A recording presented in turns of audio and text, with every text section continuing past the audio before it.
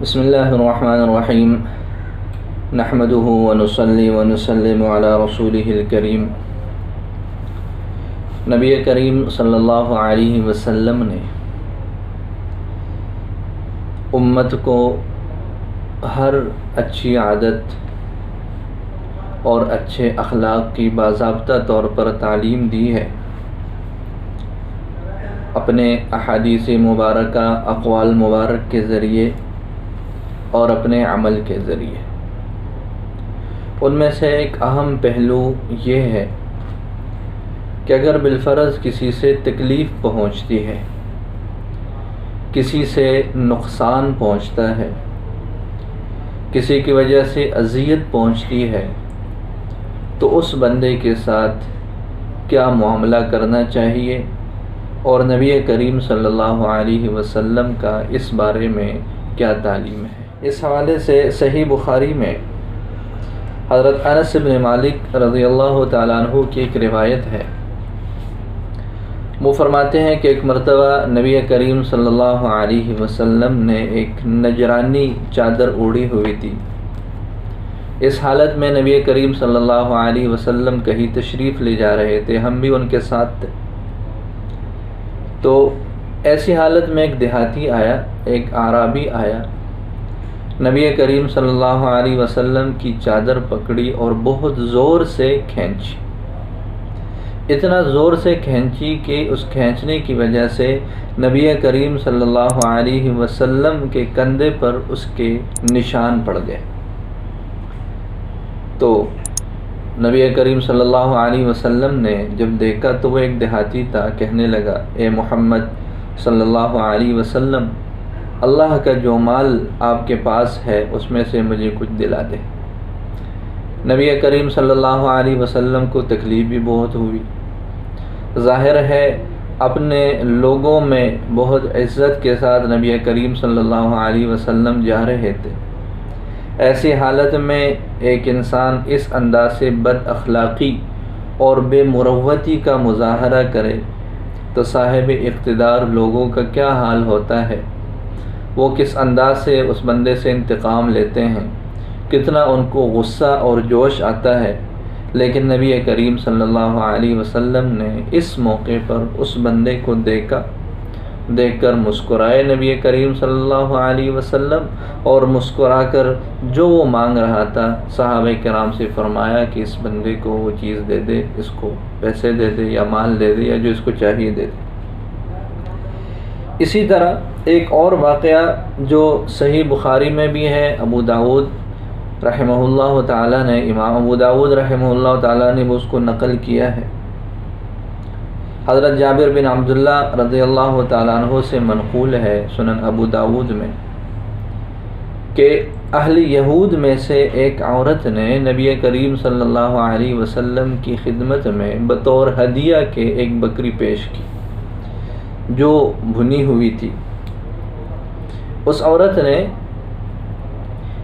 اس کے اندر زہر ملا دیا تھا،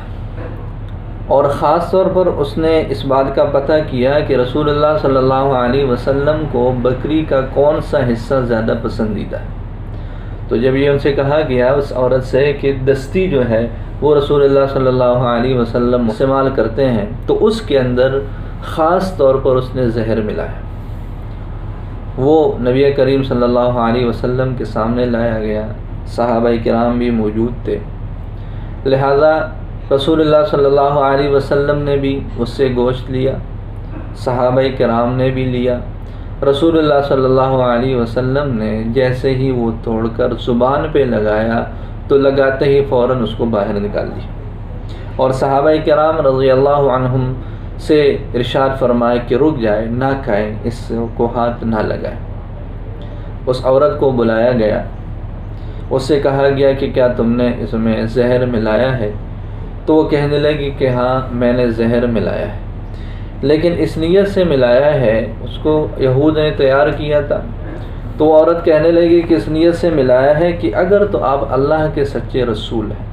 واقعتاً اگر آپ اللہ تعالیٰ کی طرف سے ہی ہیں، تو آپ کو اس بات کی اطلاع دے دی جائے گی، آپ کو بتا دیا جائے گا، اور اس طرح جو ہے وہ آپ اس کو استعمال نہیں کر سکیں گے۔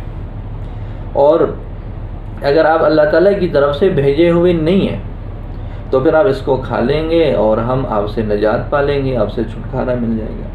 تو رسول اللہ صلی اللہ علیہ وسلم نے فرمایا، اور اس عورت نے یہ بھی پوچھا کہ آپ کو کیسے پتہ چلا، آپ کو کس نے بتایا کہ اس میں زہر ہے؟ تو رسول اللہ صلی اللہ علیہ وسلم نے فرمایا کہ مجھے اس گوشت نے بتایا، اس بکری نے بتایا، یہ جو میرے ہاتھ میں گوشت کا ٹکڑا ہے اس نے بتایا۔ یہ نبی کریم صلی اللہ علیہ وسلم کا ایک معجزہ تھا کہ اس گوشت نے رسول اللہ صلی اللہ علیہ وسلم کو خود ہی بتا دیا کہ مجھ میں زہر ملا ہوا۔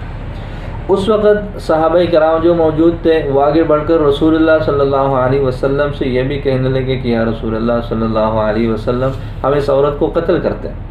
لیکن رسول اللہ صلی اللہ علیہ وسلم نے وقتی طور پر، باوجود اس کے کہ اس نے رسول اللہ صلی اللہ علیہ وسلم کو قتل کرنے کی کوشش کی، لیکن رسول اللہ صلی اللہ علیہ وسلم نے اس کو اس وقت معاف فرمایا، اس سے کوئی انتقام نہیں لیا، اس سے اپنا کوئی بدلہ جو ہے وہ نہیں لیا۔ وہ گوشت رسول اللہ صلی اللہ علیہ وسلم کی زبان پر لگ گیا تھا، اس کے گوشت سے جو زہر کا اثر تھا وہ رسول اللہ صلی اللہ علیہ وسلم کے جسم مبارک کی طرف منتقل ہو گیا تھا۔ چنانچہ بعض روایات میں یہ بھی موجود ہے کہ آخر تک رسول اللہ صلی اللہ علیہ وسلم پر اس زہر کا اثر جو ہے وہ پایا جاتا تھا۔ اسی طرح اس وقت اس عورت کو تو معافی دے دی گئی تھی، اس کو کچھ جو ہے وہ انتقامی اس کے ساتھ معاملہ نہیں کیا گیا، لیکن بعض روایات میں یہ بھی پایا جاتا ہے کہ چونکہ ان صحابہ کرام جنہوں نے یہ گوشت کھایا تھا ان میں ایک صحابی کی موت ہو گئی تھی اس زہر کی وجہ سے،